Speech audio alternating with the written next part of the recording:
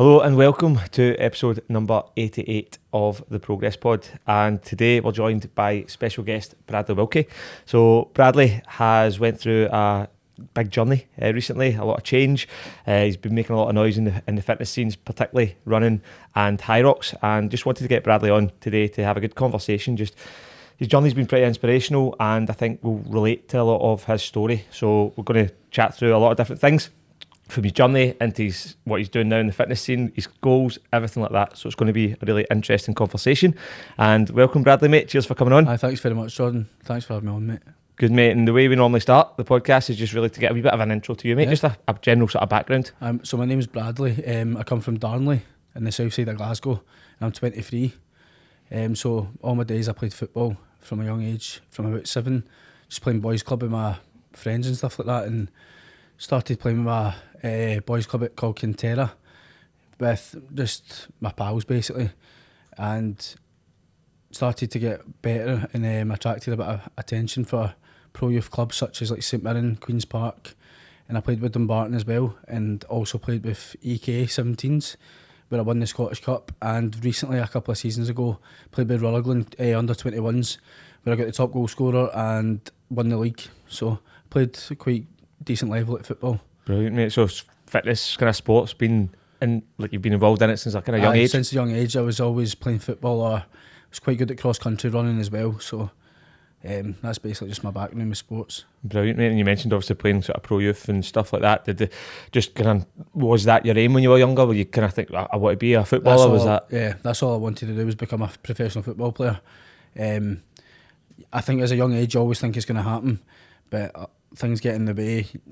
You go out with your friends and you get involved with a bit of the madness, and that takes you away from your goal at the end of the day. So yeah. So what age were you when you were kind of playing sort of Queen's Park, St Mirren? So I played with Kinterra, which was a boys club, till about 13, and I was getting recognition then, and I get scouted by St Mirren where I played a couple of seasons. But before that with Kinterra I was scoring a lot of goals. I played up front, so I was scoring between 40-50 goals a season. Attracting a lot of attention, and I went to St Mirren, and I done well with them, but I actually ended up leaving off my own terms to go back playing with my friends. Yeah. And then I played with my friends for a bit and went to Queen's Park. But from when I was playing with Queen's Park, I was trying to live both lifestyles.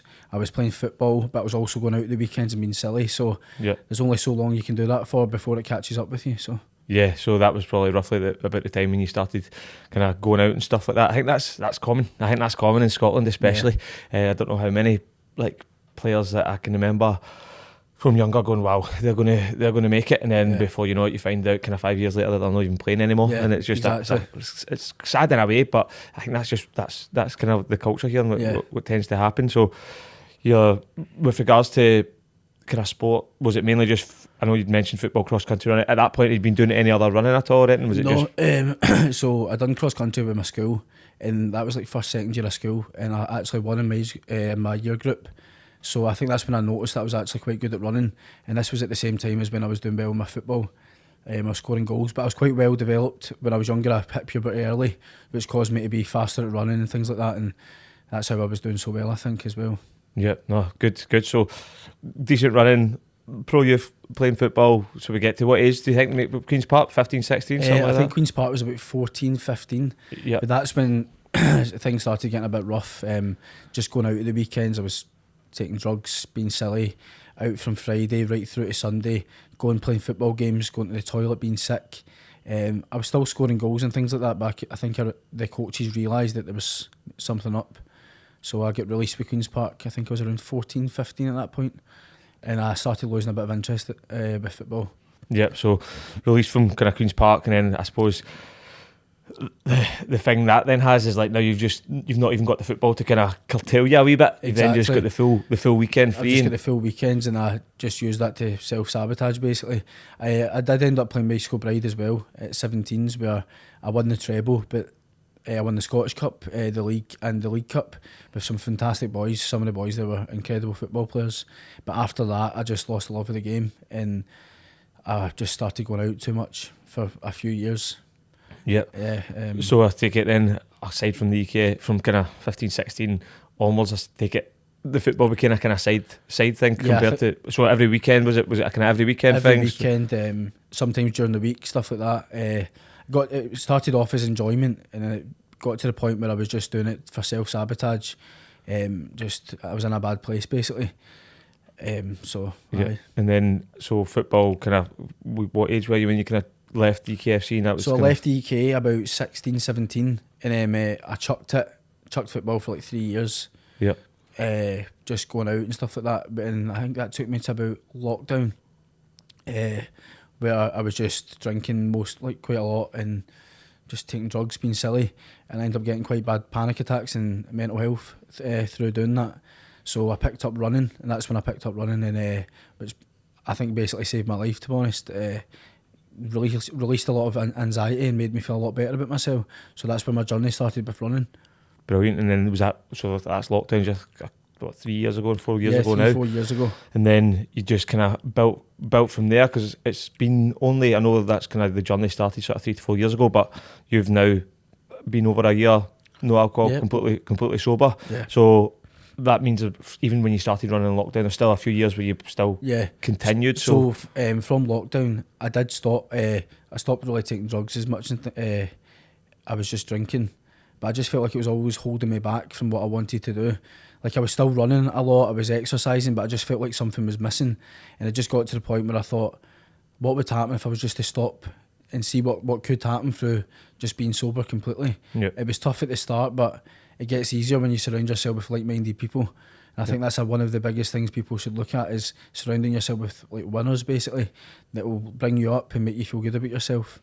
And was there a turning point or anything like that you thought, oh man, I just need to stop completely? I think it was the panic attacks. I was getting to the point where simple things in life, I was just struggling to do everyday things like going to the shops or going to meet my friends. I was battling severe anxiety like nearly every day, to be honest. And I just got to the point where I thought I need to do something about this.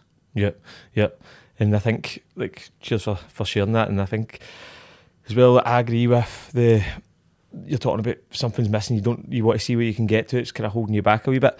I kind of felt the same, so I'm not completely sober, I still drink from time to time, but it was maybe, I don't know, like 2 years ago now, to coming up for 3, so 2022, I decided just to go, do you know what, I'm just going to take a full year off drinking, man, see how we get on.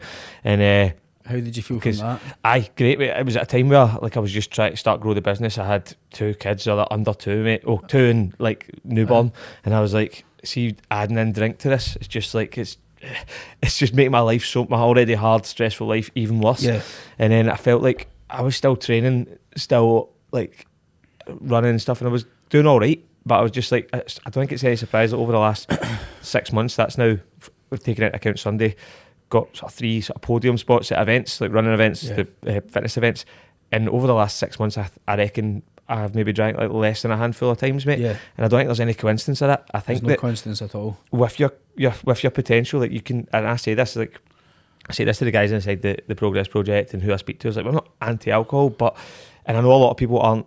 There's a lot of people that just want to get fitter and want to just change, which is fine. You could do that with incorporating alcohol, but I think if you are wanting to get to elite levels, if you're wanting to start winning events, if you're wanting to start getting flags at Hyrox and stuff, there isn't really a place, mate. It holds you back. You 100%. Cannot hit your potential with it, because it's just not even like a few beers won't hurt, right? But it's just a few beers, then that leads into a bit more, and then you're struggling on the Sunday, your training the next week suffers, your diet suffers, and then it's like, before you know, it's a week or 2 have passed where other people who aren't drinking are just getting further and further ahead. They're just building their wins every single day.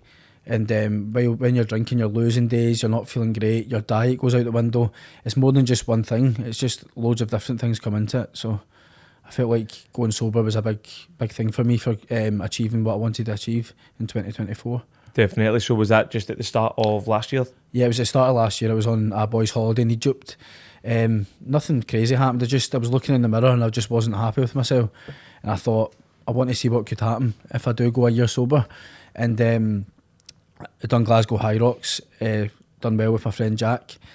And then I went to Berlin 3 months later, where I done doubles with Scott Highlands, which you know Scott, and done the relay where I came second in the relay. And that was an eye-opener at the time, because I never thought I could achieve a podium spot. I always looked up to these people, and to be able to achieve a podium spot so early in my sobriety, I thought I think I'm on the right track. And then I went to Italy 3 months after that, which I think was about 6 months sober, where I was meant to do it with Jack Waugh, and he unfortunately had a shoulder injury, and I'd done it with Chris De Souza, who's an absolute animal, and he done the doubles with me, and we got 56 minutes and came first place, and I was absolutely ecstatic. I couldn't believe I'd done that, and ever since that I thought a lot of good things are happening to me right now through going sober that I never thought was possible. So it was definitely the right decision, and I'm glad I done it.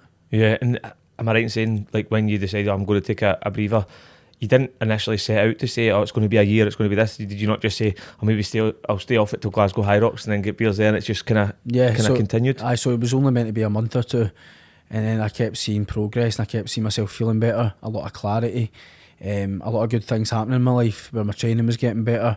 I felt like a lot of good things were happening. I was attracting good things, and basically that just spurred me on to keep going and going and going to where I am now. Yeah, and then in terms of now, I take it you've got any sort of deadline on it? You're just going to keep going and seeing? I think I'm not going to put pressure on it. I'm not going to say I'll never have a pint again, but right now I'm not ready to have a drink yet. So aye, no, it's been great to see the journey, and I suppose if you spoke to yourself kind of 2 years ago, you'd have probably thought, like, if you said you're going to be getting podium finishes at places, because that's 2 years in a row now you've qualified for World Championships. Yeah, so I qualified with Chris, but we were meant to go to Nice, but it was the week before, so it was too early, too close apart, and then I won with Jack Waugh, my best friend. We went to Madrid in front of the AFIT, the gym we train out of. It was an amazing feeling to step up on that podium and win the men's doubles. It was a great feeling, and I'll always remember it. And so we've got Chicago in June for that, so I'm looking forward to it. No, it's great to see that, mate. It just shows you like the potential that you've got, and all I can say is fair play, mate, for sort of recognising that. So you're 23 now, is it? 23, so yeah. You'd have been 22 when you decided that I'm going to just... Yeah, 22. Which is, like, that's excellent. If I think back to me, I'd say from...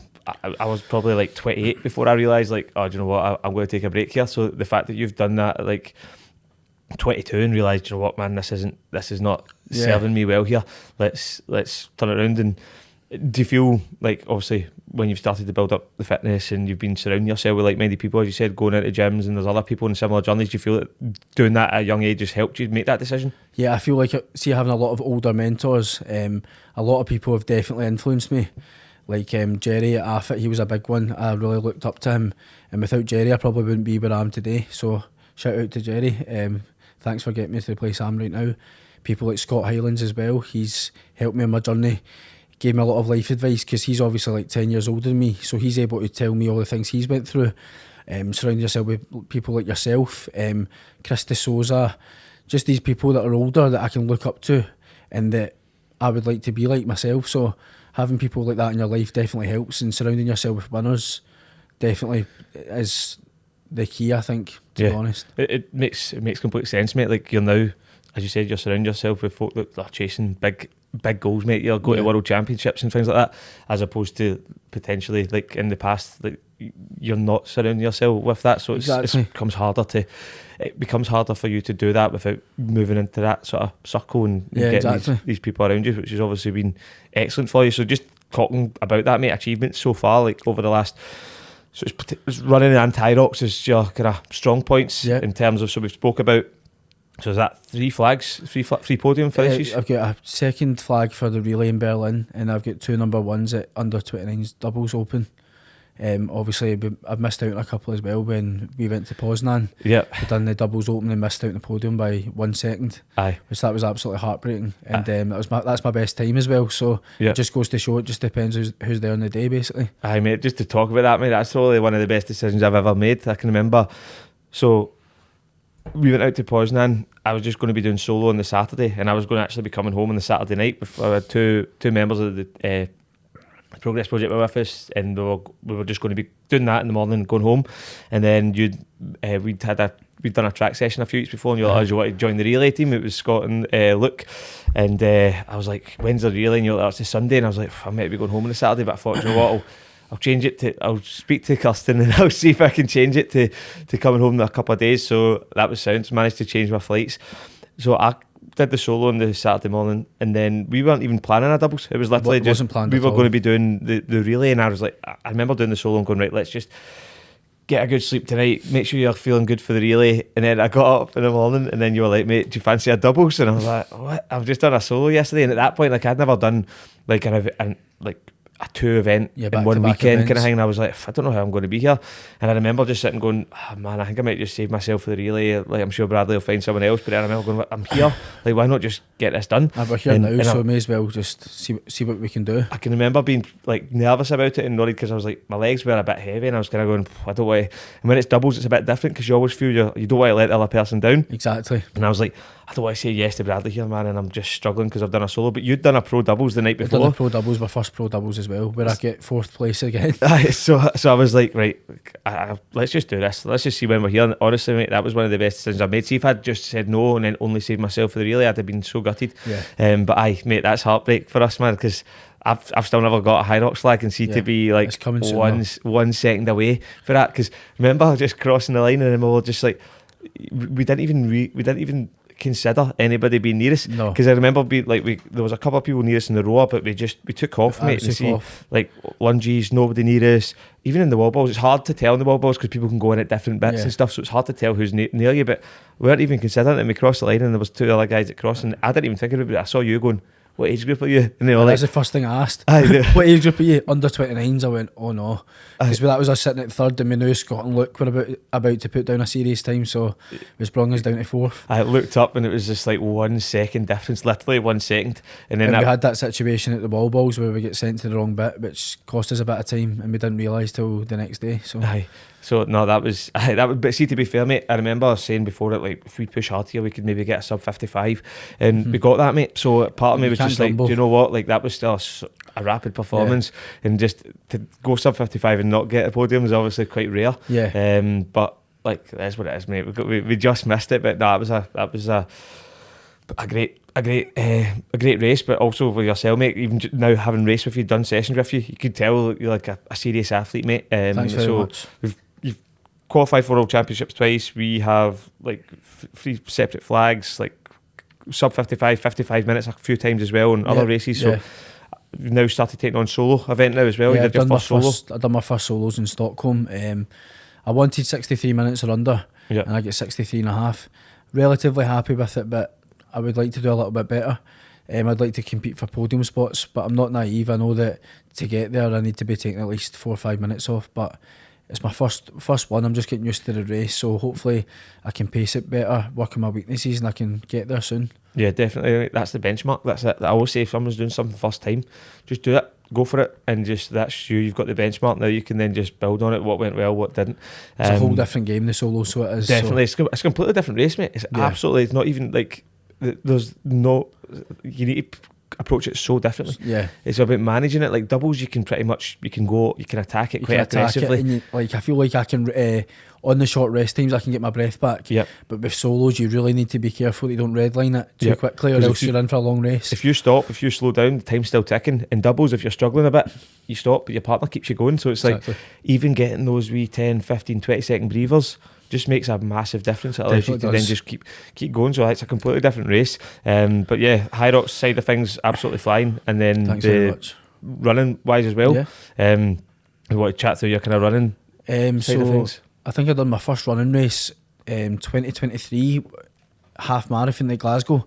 I done 125, which I was absolutely over the moon with. I remember searching on YouTube videos like how to get sub 130, and when I done that I felt amazing.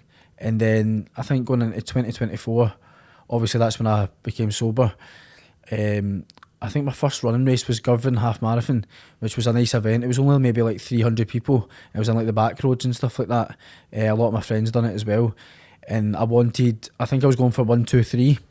And I spoke to Chris de Souza, because I think it was just off the back of the doubles with Chris, and he was FaceTiming me. He was like, Bradley, listen, 123 that's too easy for you. You need to try and go for sub 120. And I thought, right, I'll try it, but I didn't think it was possible. And I remember, I think it was like 1k to go, and I could see that it was on. And when I crossed that finish line, it was an amazing feeling having my mum and dad there to support me. And I think I'll get 5th place as well. So to get 119 was something I never thought was possible as well. So I was really, really happy with that. Brilliant, mate. And sub 120 half is serious, mate. That's a serious time, which is brilliant, especially that's your second half marathon at that stage. Second half marathon, yeah. And then after that, I think I done Paisley 10k, which I was going for 35 minutes. I get 36:01, which I was disappointed at the time because I wanted 35, but in hindsight, I skipped a full minute, so I was happy with it, and my watch gave me 35. So I don't know.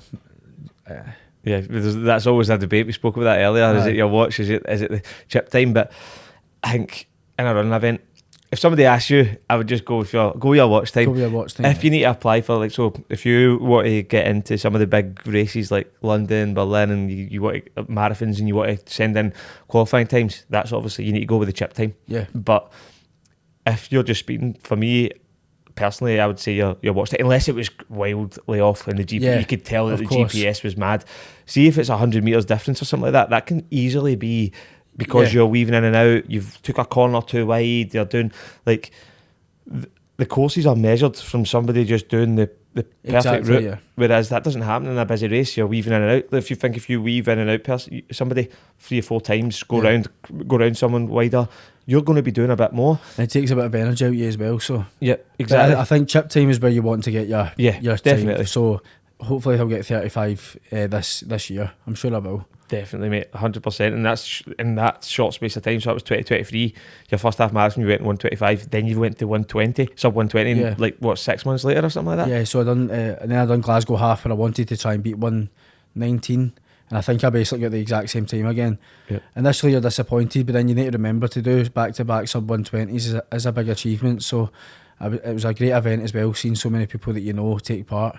And that's when I kind of heard about you after your 10k. Yeah, I did the 10k that day. What was your time? That was 35:16, that one. Because I remember seeing that and I thought, I need to know how he's capable of doing that, because I like to do that. If I see somebody that has done something that I want to achieve, I want to train with you to see how it's done. Definitely, mate. That's the best thing you can do. You want to train with other people that are similar levels, just in front, just and out, and you can push each other. Exactly. And then that's how you get better, mate. We just spoke about this before. We've just done a big session just there. Yeah. And after it, I'm like, that was much better than me doing that myself, because somebody's there and you're pushing each other on. And I just do wee things in my head. We kind of started we were doing we kind of 4 things back to back, but we started at different points so that we could just not bump into each other, essentially. And in my head I was going, right, just I don't let Bradley catch you, because I was like, if that, then in your head you're just doing that and it forces you. So just wee things like that make such a big difference. And then we did a track session just I think the week after that, mate, after the Great Scottish Run, and honestly that's one of the best track sessions I've done, because we absolutely hammered each other. And that just makes such a big difference. And to go, another thing just on that with your times and getting to these levels, you're not, once you're at this level, you're not always going to hit a PB or take 5 minutes off. Yeah, of course. Because you get to this point, it's like when you first start, and you've got that opportunity to take like big times off because you're progressing quite quickly, but you get to a point where it's like 3 seconds. I've just took 4 seconds off my PB on the weekend there, and people might say, 4 seconds, that's not much. But see, when you get to this level, it is a lot. Every second matters, for sure. It's hard to get even 10 seconds faster. It's like harder. So it's like you look at like elites, like look at the guys in Highrox doing elite, like a lot of them have been around the 57 minute for 2 years. Exactly. Like, they're not going to go and take 5 minutes off their time. Exactly. It's just about some days they'll maybe not perform, some days they will, and it's just about the gains get that bit smaller because it just gets so hard at that level. So I definitely wouldn't be disappointed at the fact that you didn't smash 3 more minutes off or whatever. Of course. Which is brilliant. So running times, like the exciting thing for you is like only 23. You've only really been fully focusing on it over the last year and a bit. Yeah. And I know you've obviously had that background from playing football from a young age, doing sports, doing running and stuff, which has given you that sort of base.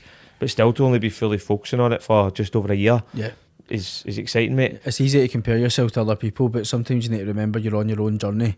I'm still young and there's still time to go to keep improving, just keeping your own lane and just keep chipping away, and I'm sure the results will come. Definitely, and that's the same with was Glasgow Hyrox your first ever Hyrox? So Glasgow Hyrox was my first one. Same here, mate, and it seems like it's so much longer ago than that, but it's not even a year ago. It's not even a year ago. It's not even a year ago. And so many, I think, because you're surrounded by so many people that are just constantly getting after it. Aye. You feel like you're a million miles away, but me and Jack have just took 5 minutes off our Glasgow time to Madrid within like 7 months. Aye. And it just goes to show that the work is definitely working. Definitely, and this is still the very early stages of it. Like, think of something else. You don't just start something and then after 7 months you're the best at it. No. It takes time. It takes time. And it's definitely been a flying start. But also, as well, around the running side of things, you're now using what you've learned from running, what you've like the achievements you've done to then help others and coach others. You've started a run club. When did that start? I think I started at 2023 October.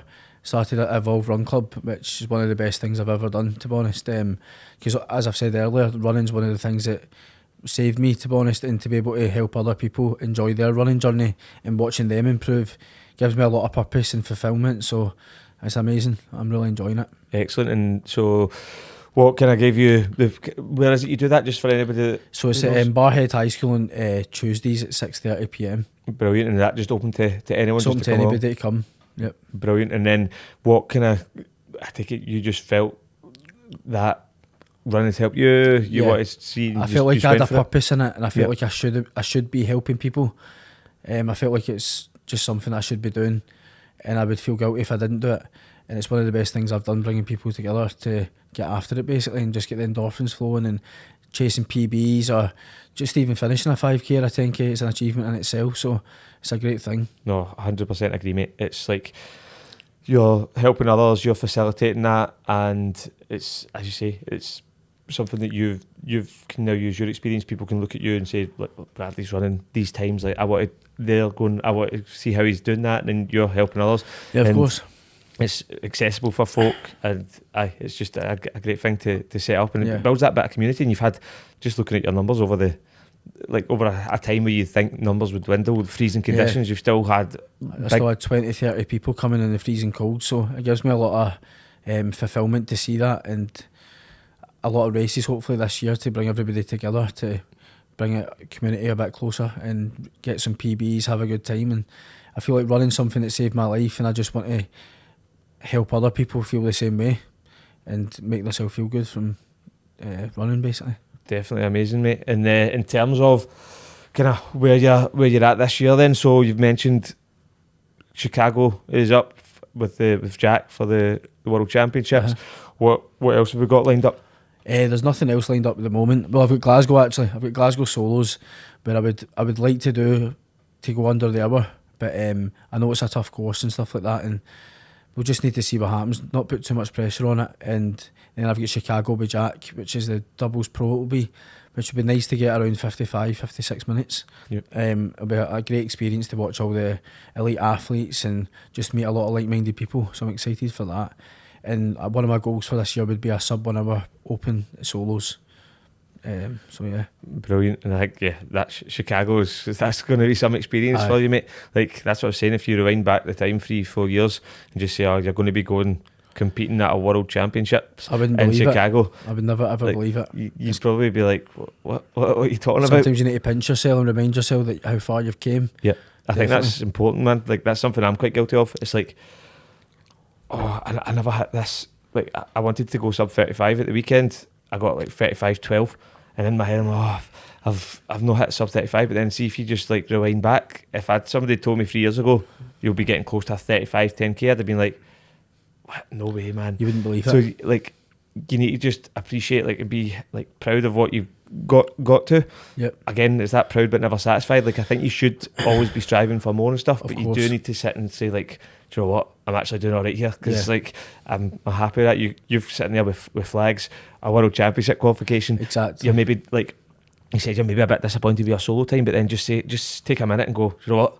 Where was I 3 years ago? Yeah. What was if I could show 3 years ago person what could happen in 3 years this is time? you in 3 years? You would never believe it, mate. Yeah. So it's just about trying to appreciate that, but then also just still be striving, still be. I feel like everybody should think like that as well. You could be sitting right now struggling, but in 2-3 years time you never know what's round the corner. You need to just keep going and keep pushing through, because anything can happen for sure. No, 100%. In terms of so that's the Hyrox goal, sub around 55 minute pro, doubles at the Chicago, hopefully a sub 1 hour solo. I would also like probably around 52, 53 minute doubles open, which I think on fresh legs I've definitely got that in the locker. Maybe with yourself one day. Nah, we'll definitely need to try and do it again, mate, so that we get a flag this time. Because again, that was us on heavy legs, exactly. So that's exciting to see. But in terms of running goals, mate, any running goals this year? Have you got any running events planned? So I would like to nip under, probably I'd like to get sub 17 5k. I'd like to be sub 35-30 maybe for the 10k, and I would like to probably do 117 118 for the half marathon, because I feel like a lot of the half marathons in Scotland are hilly, so if you go abroad a lot of them are like flat as a pancake, so I would like to definitely do that. And I would like to do a marathon at one point, but as you know, with Highrox it's not very easy to train for a marathon and do a Hyrox at the same time. But I would like to try and get maybe like a sub 255, sub 250 for a marathon as well. At one point, maybe not this year, but definitely maybe next. No, definitely. I think it's hard. It's just getting that balance. Like, I think Hyrox, you can combine a 10k, potentially even a half marathon, fine. Yeah. Combining the marathon, it's like I'm actually going to be combining the marathon training with Hyrox this year because I've got Manchester at the end. I'm going to see how it is, but it's going to be harder. There's going to be a lot of mileage. You just need to be right on top of your recovery and stuff like that, because like you don't want to risk that injury and stuff. And I know like Jake Dearden, for example, I was thinking the same thing. Did the Berlin Marathon, which was incredible, crazy times, sub 230, but then he really felt the after effects of that when he went to was it the Hong Kong major he went to? No, it was it Amsterdam major he did? Amsterdam. I think he was injured, wasn't he, from his hip? So he did the major or whatever major it was after, and he came 12th or whatever, but I know he was just fatigued. He's definitely more in the locker, 100%. So fatigued from the marathon. So that's the thing. It's a balancing act. You want to do these events, but it is just about trying to structure them properly and be like, right, okay, a 10k you could throw in because it's not going to knock you off too much. You'll recover quite quickly. The 10k half marathon does tie in with your kind of running paces for it's probably good to know actually your 10k and your half marathon, so you know your solos time for your running, because people say it's usually between your 10k and your half marathon pace, which I would say is pretty accurate. I'd say so, mate. I'd say it is fairly accurate. I think some people are kind of saying probably closer to the half marathon pace, but again, I'm thinking that as well. It's such a it's just trying to, because it's still early, mate. There's so many things that even me and you were talking before this, just realising like, do you know what? Do you think this would maybe work if we slowed down our running? Would this work if we did this? And it's just going to be trial and error. As you said, mate, we're not even a year into the Hyrox journey. Like, you're going to be learning so much as you go. I think that's what keeps so many people interested in Hyrox. There's so many different variables. There's so many different stations running that it just keeps you so interested to find out what works best for you. Yep, and it is going to be trial and error. Like, you need to, some races you'll go in and you go like, do you know what, I'm going to try this, and it might just not work, and you're just like, oh well, that's I'll draw a line under that. You go in the next one, that did work, and it's just about learning and just working. It just keeps you interested, doesn't it? I think something that's why I've spoke about this before. I really enjoy the fact that it is just repeatable, mate, and it's like, okay, well, it's the exact same everywhere you go. Obviously there's some tweaks and changes, but you're still doing the exact same exercises, the same runs, and it's like, you can look at your results and say, that I felt awful at this point. Is that because I did this? Look at that running time compared to that. You can compare races. Like, see, just looking at that data and stuff like that, mate. It's just you can end up spending days doing it, mate. You go down a rabbit hole, don't you? I'm the same with like my running as well and my Hyrox. I'm just a pure stat nerd. I check all the splits and I'm like, how can I improve that? Or